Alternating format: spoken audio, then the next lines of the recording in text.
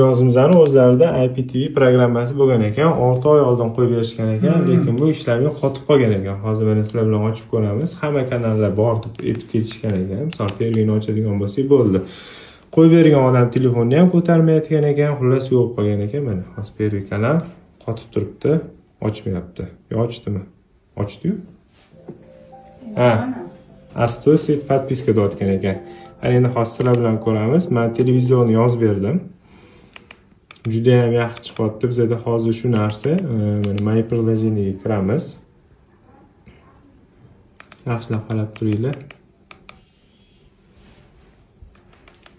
Televizorni ochamiz. Bizda nechta kanal bor? Ya'ni 1450 ta kanal yozib berdik. Bemalol mana buning ichida Setantalar, Sportlar, Match TVlar hammasi bor, Pervi kanallar bor. Hammasi bo'ladi. Hozir mana sizlar bilan ochib ko'ramiz. Mana ko'rib turganingizdek. Box TV, Otlarniki, Match TV, hop mana Setantani 1 million xili bor deb yozdi.